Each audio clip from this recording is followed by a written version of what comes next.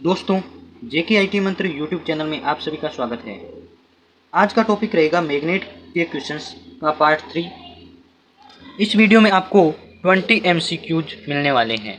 Theory के MCQs की एक सीरीज चलाई है जिसमें ये तीसरा पार्ट रहेगा, based on Nimmi pattern series. यानी कि इस वीडियो में आपको जो क्वेश्चंस मिलेंगे वो निम्मी की पैटर्न बुक से लिए गए हैं। तो निम्मी के असाइनमेंट से लिए गए क्वेश्चंस आपको इस वीडियो में देखने को मिलेंगे। और आपको पता है कि एग्जाम्स में हर बार जो क्वेश्चंस आते हैं वह निम्मी की बुक से ही आते हैं, तो आप वीडियो को लास्ट तक जरूर देखें। इलेक्ट्रिशियन थ्योरी के लिए इम्पोर्टेंट रहने वाला टॉपिक है और एग्जाम्स में आपको इसमें से कई क्वेश्चन देखने को मिलेंगे। तो चलिए शुरू करते हैं आज का हमारा टॉपिक। इससे पहले वीडियो को लाइक ज़रूर करें, चैनल पे नए हो तो चैनल को सब्सक्राइब करना न भूलें, क्योंकि आपको इसी प्रकार की वीडियोज यहाँ मिलती रहती है। तो चलिए बात कर लेते हैं आज के हमारे क्वेश्चंस की जो निम्मी की बुक से लिए गए हैं। निम्मी पैटर्न इलेक्ट्रिशियन थ्योरी एमसीक्यूज, यानी कि निम्मी के पैटर्न पर आधारित निम्मी की असाइनमेंट से लिए गए आपको क्वेश्चन इस वीडियो में मिलेंगे। तो जेके आईटी मंत्री यूट्यूब चैनल को जरूर सब्सक्राइब करें। तो चलिए बात कर लेते हैं आज के हमारे 20 क्वेश्चंस की।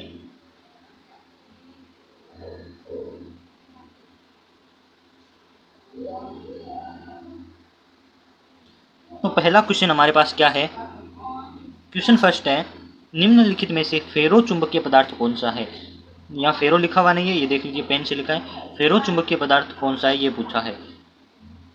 तो आपको ऑप्शन दे रखे हैं निकिल, चांदी, कांच या फिर लकड़ी। तो आप इजीली पहचान जाएंगे कि निकिल वह फेरो मैग्नेट है या फेरो चुंबकीय पदार्थ है। अभी तक आपने मैग्नेट का टॉपिक नहीं किया है तो हमारी वीडियो जरूर देखें, प्ले लिस्ट में आपको मिल जाएंगे।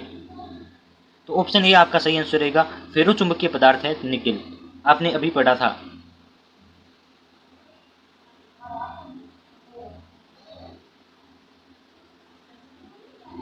सेकंड क्वेश्चन है, प्राकृतिक चुंबक कहलाता है, यानी कि जो नेचुरल मैग्नेट किसे कहते हैं। आपको ऑप्शन दे रखे हैं, उनमें से आपको पहचानना है कि कौन सा प्राकृतिक चुंबक है।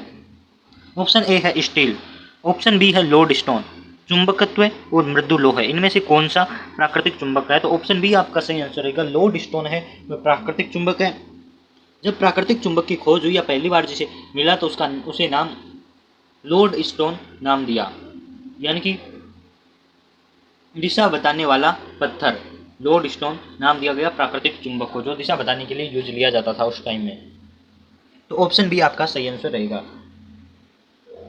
क्वेश्चन नंबर 3 की बात कर लेते हैं। तीसरा क्वेश्चन हमारे पास है, निम्नलिखित में से किस पदार्थ का स्थायी चुंबक नहीं बना सकते। तो आपको ऑप्शन दे रखे हैं कि किस पदार्थ का स्थायी चुंबक नहीं बना सकते, यानी कि परमानेंट मैग्नेट किसका नहीं बनाया जा सकता। तो कठोर इस्पात, नरम लोहा, स्टेनलेस स्टील या फिर निकेल। निम्न में से चारों में से कौन सा ऐसा पदार्थ है जिसका स्थायी चुंबक यानी कि परमानेंट मैग्नेट नहीं बनाया जा सकता। तो ऑप्शन बी आपका सही आंसर है, नरम लोहा होता है उसका परमानेंट मैग्नेट हम नहीं बना सकते। फोर्थ नंबर क्वेश्चन है, आपको दे रखा है, चुंबकीय बल रेखाएं चुंबक के बाहर चलती हुई प्रतीत होती है, यानी कि जो चुंबकीय रेखाएं होती है, बल रेखाएं, वह मैग्नेटिक लाइन वो चुंबक के बाहर यानी कि मैग्नेट के बाहर किस दिशा से किस दिशा की ओर चलती हुई प्रतीत होती है, यानी कि महसूस होती है। उत्तर दिशा से दक्षिण दिशा, यानी कि north to south. Option A कह रहा है एन से एस की ओर। ऑप्शन बी कह रहा है साउथ से उत्तर यानी कि नॉर्थ की ओर, तो ये कह रहा है एस से एन की ओर।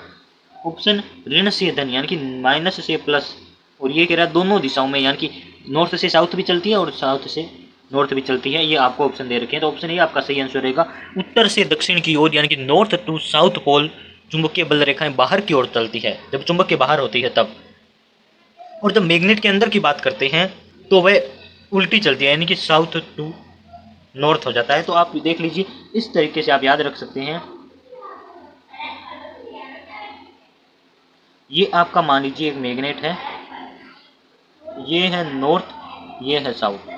तो इस प्रकार से चुंबकीय बल रेखा चलेगी। अब यहाँ आ गई तो कहाँ जाना है इसे। मान लीजिए आप यहाँ से स्टार्ट हुए तो आप पूरा आपको अपना वर्क करके वापस यहीं आएंगे, तो ये एक चक्कर होता है इस प्रकार से। तो बाहर चलती है नॉर्थ टू साउथ और अंदर चलती है साउथ टू नॉर्थ। यहाँ रुक गई मान लीजिए और यहाँ से अंदर की तरफ, तो एक पूरा राउंड लगाती है तो हम कहते हैं बाहर चलती है उत्तर से दक्षिण और अंदर चलती है दक्षिण से उत्तर। तो आप इस प्रकार से याद रख सकते हैं। नेक्स्ट हमारे पास क्वेश्चन दे रखा है, निम्न में से कौन सा पदार्थ चुंबक से प्रतिकर्षित होता है। प्रतिकर्षित यानी कि रिपल होता है, वो चुंबक को धक्का देता है या फिर चुंबक उसे धक्का देता है, आकर्षित नहीं होते एक दूसरे को। तो चुंबक से कौन सा पदार्थ आकर्षित नहीं होता, ऐसे भी पूछा जा सकता है, और कौन सा पदार्थ प्रतिकर्षित होता है, ऐसे आपको क्वेश्चन पूछा गया है। तो इसका ऑप्शन दे रखे हैं कोबाल्ट, सिलिकॉन, एल्यूमिनियम या फिर तांबा। तो ऑप्शन डी आपका सही आंसर रहेगा, तांबा होता है, यानी कि जिसे कहते हैं कॉपर। ये ना प्रतिकर्षित होता है, चुंबक से प्रतिकर्षित होता है। ऑप्शन डी आपका सही आंसर रहेगा। इन क्वेश्चंस को आप जरूर याद करें, क्योंकि आपको इलेक्ट्रीशियन के फर्स्ट ईयर के एग्जाम्स में जो आगे नेक्स्ट मंथ होने वाला है, वो नेक्स्ट मंथ हो सकता है, तो इनमें आपको इन क्वेश्चन से बहुत सारे क्वेश्चन देखने को एग्जाम्स में मिलेंगे। 6th नंबर क्वेश्चन है, चुंबकन बल हटा लेने के बाद किसी पदार्थ में अवशेष रहा चुंबकत्व कहलाता है। तो चुंबकन बल यानी कि चुंबक का जो मैग्नेटिक फील्ड होता है, वह चुंबक का बल होता है, वह किसी पदार्थ से मान लीजिए हटा लिया, तो फिर जो शेष चुंबक बचता है उसे क्या कहते हैं। तो ऑप्शन दे रखे हैं आपको, चुंबकशीलता, परमेबिलिटी, प्रेरण यानी कि इंडक्शन, संतृप्तता या अवशिष्ट चुंबकत्व। तो जो शेष चुंबक रहता है उसे कहते हैं अवशिष्ट चुंबकत्व। तो ऑप्शन सी आपका सही आंसर है कि जो चुंबकन बल हटाने के बाद जो शेष चुंबक रहता है, पदार्थ में चुंबकत्व का गुण रहता है, उसे कहते हैं अवशिष्ट चुंबकत्व, बचा हुआ चुंबकत्व। नेक्स्ट हमारे पास क्वेश्चन दे रखा है कि ट्रांसफार्मर की क्रोड बनाने के लिए किसका प्रयोग किया जाता है या प्रयोग करते हैं। तो ये क्वेश्चन इंपॉर्टेंट है कि ट्रांसफार्मर के जो क्रोड बनाए जाते हैं उनमें किसका प्रयोग किया जाता है। ऑप्शन है फेराइट, कार्बन, सिलिकॉन इस्पात या फिर चांदी। तो किस पदार्थ से ट्रांसफार्मर के क्रोड बनाए जाते हैं। तो सिलिकॉन इस्पात से ट्रांसफार्मर के क्रोड का निर्माण किया जाता है।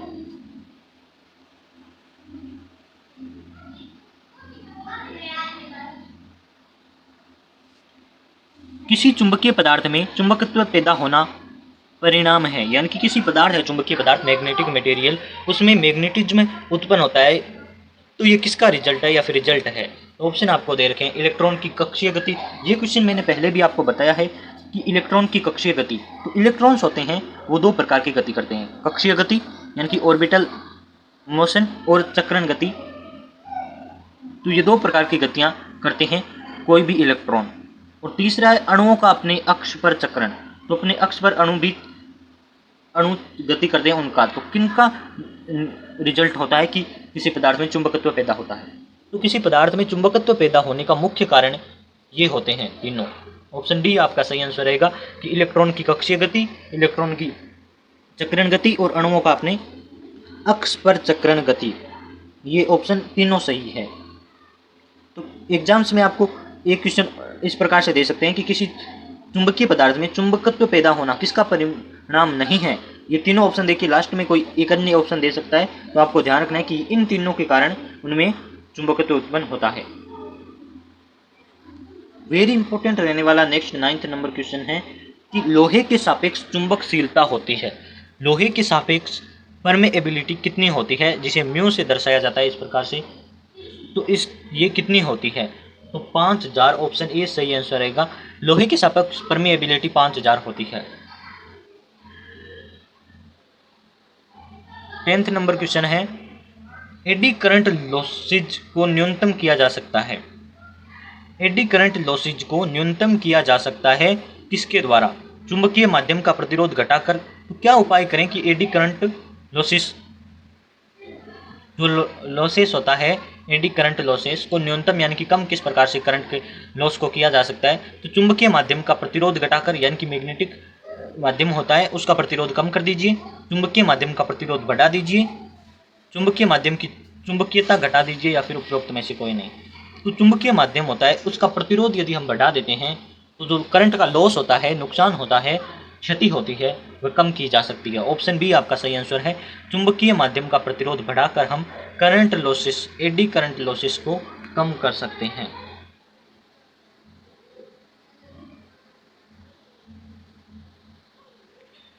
किसी चुंबक की सामर्थ्य शक्ति होती है, तो किसी चुंबक की सामर्थ्य शक्ति होती है कि कहाँ पर होती है सामर्थ्य शक्ति, यानी कि उसकी स्ट्रेंथ पावर कहाँ होती है, यानी कि ये पूछ रहा है कि सबसे अधिक कहाँ होती है। क्वेश्चन यही है। चुंबक के केंद्र पर, यानी कि जो सेंटर पॉइंट होता है वह उसकी सामर्थ्य शक्ति होती है, स्ट्रेंथ होती है, नहीं, वहाँ सबसे कम चुंबक की सामर्थ्य शक्ति सबसे कम होती है केंद्र पर। सभी स्थानों पर बराबर नहीं होती, सिरों पर और सभी स्थानों पर बराबर नहीं होती और सभी स्थानों पर अधिक भी नहीं होती। उसके जो सिरे होते हैं, पोल होते हैं, एन पोल और एस पोल, इन दोनों पोलों पर मैग्नेट का जो सामर्थ्य या स्ट्रेंथ होती है वो सबसे अधिक होती है। तो ये क्वेश्चन भी एग्जाम्स में आता है कि सबसे अधिक चुंबक का स्ट्रेंथ पावर कहाँ होता है, तो उसके पोल पर, ध्रुवों पर, एन और एस सिरों पर। ये तीनों आप याद रख लीजिए, ध्रुव भी लिखा हो सकता है, पोल या फिर सिरों पर। तो उसके जो पोल होते हैं एन और एस, वहाँ सबसे ज़्यादा स्ट्रेंथ पावर होती है। और सबसे कम का भी क्वेश्चन आता है तो केंद्र होता है वो उसका, यानी कि सेंटर पॉइंट होता है मैग्नेट का, वहाँ सबसे कम चुंबक की सामर्थ्य शक्ति होती है। 12th नंबर क्वेश्चन दे रखा है, किसी चुंबकीय पदार्थ की सापेक्ष चुंबकशीलता निर्भर करती है। तो किसी चुंबकीय पदार्थ है उसकी चुंबकशीलता यानी कि परमेएबिलिटी किस पर निर्भर करती है, यानी कि किस पर डिपेंड करती है। पुंज पर, पदार्थ की योग्यता यानी कि किस्म पर, पदार्थ किस किस्म का है, और चुंबकीय बल की किस्म पर, या किसी पर भी नहीं। तो चुंबकीय पदार्थ की चुंबकशीलता चुंबकीय बल की किस्म पर, यानी कि किस प्रकार का चुंबकीय बल है, उसी पर डिपेंड करेगी। ऑप्शन सी सही आंसर। नेक्स्ट क्वेश्चन है, अधिक चुंबकीय पुंज को प्रेरित करने के लिए, अधिक चुंबकीय पुंज को प्रेरित करने के लिए चुंबकीय परिपथ का न्यूनतम होना चाहिए। तो क्या चीज चुंबकीय परिपथ की न्यूनतम होनी चाहिए कि चुंबकीय पुंज को अधिक प्रेरित कर सकें। तो अधिक चुंबकीय पुंज को यदि प्रेरित करना है, यानी कि इंड्यूज करना है, चुंबकीय पुंज को अधिक इंड्यूज करना है, तो परिपथ में क्या कम होना चाहिए, ये पूछ रहा है। तो रिलक्टेंस, प्रतिरोध, चालकता या प्रतिघात। तो रिलक्टेंस होता है वह कम होगा तभी अधिक चुंबकीय पुंज इंड्यूस्ड होगा, यानी कि रिलक्टेंस होता है वह कम होना चाहिए।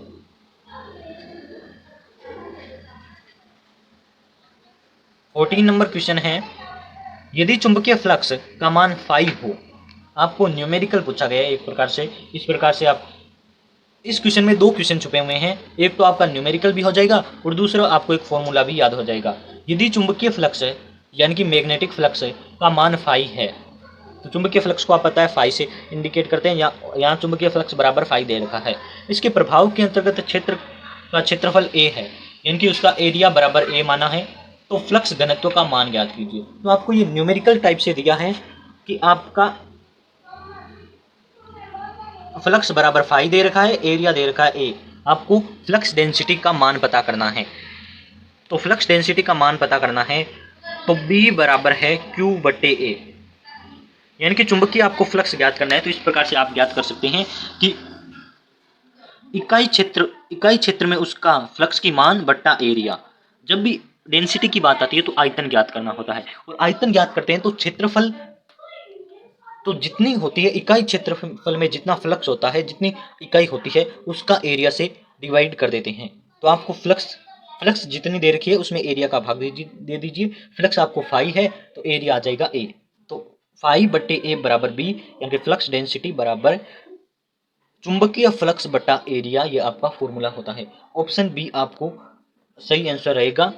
और आपको एग्जाम्स में ऐसे भी पूछा जा सकता है कि फ्लक्स डेंसिटी का फॉर्मूला क्या होता है, तो B बराबर 5 बटे ए होता है, यानी कि चुंबकीय डेंसिटी बराबर मैग्नेटिक फ्लक्स बट्टे एरिया, इकाई क्षेत्रफल में फ्लक्स की मात्रा बट्टे क्षेत्रफल। इस प्रकार से आप कर सकते हैं। और एक और क्वेश्चन भी आ सकता है, तो आपको इकाई में पूछा जा सकता है कि फ्लक्स घनत्व क्या होता है या फ्लक्स घनत्व का कौन सा फॉर्मूला सही है। तो फाई आपको पता है, फाई होती है वेबर में, तो वेबर, और एरिया किस में होता है, मीटर स्क्वायर में, तो मीटर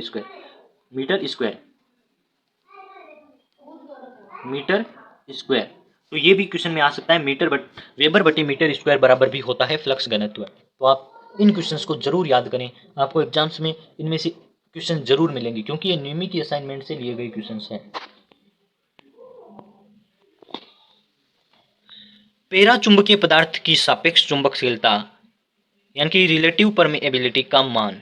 पैरा चुंबकीय पदार्थ होते हैं अनुचुंबकीय, प्रतिचुंबकीय अचुंबकीय आप जो बोलते हैं वह पेरा चुंबकीय पदार्थ होते हैं कि सापेक्ष चुंबकशीलता, 3 प्रकार के होते हैं ना, उसमें से पेरा चुंबकीय पदार्थ की सापेक्ष चुंबकशीलता यानी कि रिलेटिव परमेबिलिटी का मान तो इकाई से कुछ कम होता है या फिर इकाई होता है, इकाई से कुछ अधिक होता है या इकाई से बहुत अधिक होता है। तो इकाई से कुछ अधिक होता है पेरा चुंबकीय पदार्थ के सापेक्ष चुंबकशीलता का मान। पेरा चुंबकीय पदार्थ का मान और चुंबकशीलता का मान यानी कि इन दोनों का यदि मान ज्ञात करें तो इकाई से कुछ अधिक होगा। ऑप्शन सी आपका सही आंसर रहेगा।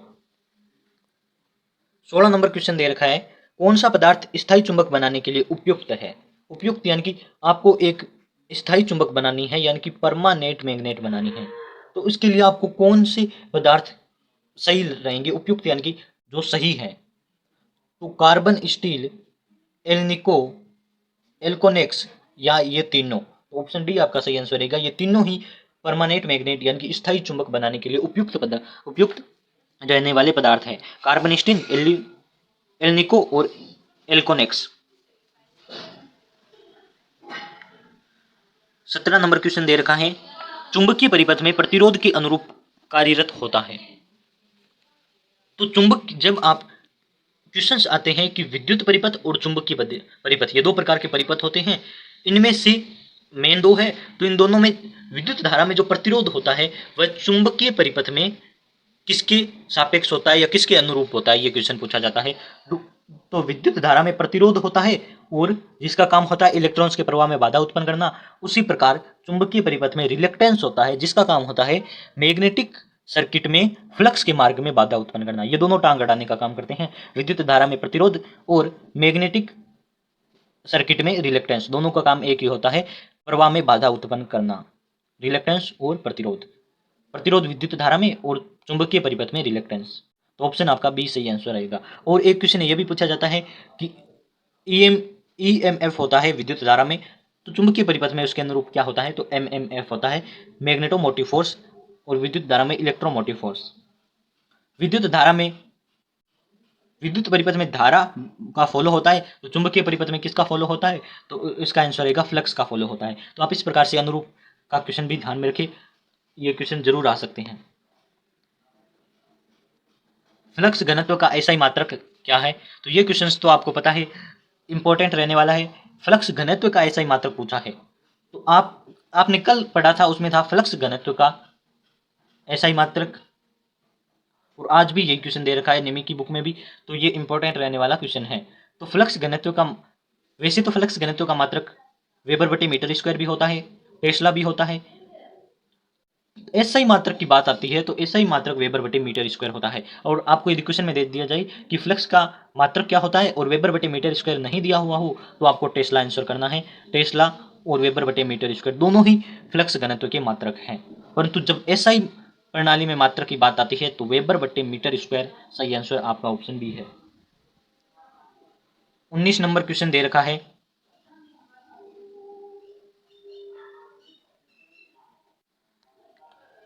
चुंबक के द्वारा अल्प मात्रा में प्रत्याकर्षित होने वाला पदार्थ कहलाता है।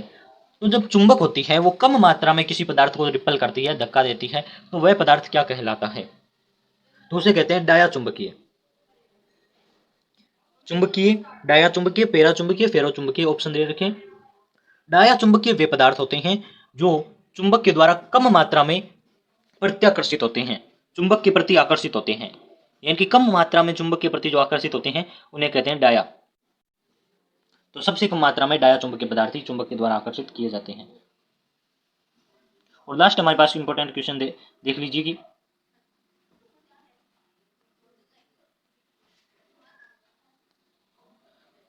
छड़ चुंबक के चारों ओर पैदा हुई चुंबकीय बल रेखाओं की दिशा होती है। तो ये छड़ चुंबक है आपकी, बार मैग्नेट जिसे कहते हैं, उसके चारों ओर जो चुंबकीय बल रेखाएं उत्पन्न होती है या पैदा होती है उनकी दिशा पूछ रहा है। तो दिशा उत्तर ध्रुव से दक्षिणी ध्रुव, ऑप्शन दे रखा है, दक्षिण ध्रुव से उत्तरी, चुंबकीय अक्ष के समांतर और चुंबकीय अक्ष के लंबवत। तो ऑप्शन आपका ए सही आंसर रहेगा। ये जो बल रेखाएं होती है ये नॉर्थ से साउथ की ओर जाती है, यानी कि उत्तरी ध्रुव से दक्षिणी ध्रुव की ओर चुंबकीय बल रेखाएं जाती है। बस आज के निम्मी पैटर्न के यही 20 क्वेश्चंस थे। यदि आपको वीडियो पसंद आया हो तो इसे लाइक जरूर करें, चैनल पे नए हो तो चैनल को सब्सक्राइब कर लीजिए, क्योंकि आपको इसी प्रकार की निम्मी बुक से क्वेश्चंस आपको मिलते रहेंगे। और आपके एग्जाम्स के लिए क्वेश्चंस की सीरीज चलाई है। इसमें यह तीसरा पार्ट हमने अपलोड कर दिया। तो वीडियो को लाइक ज़रूर करें और चैनल पे नहीं हो तो चैनल को सब्सक्राइब करना न भूलें।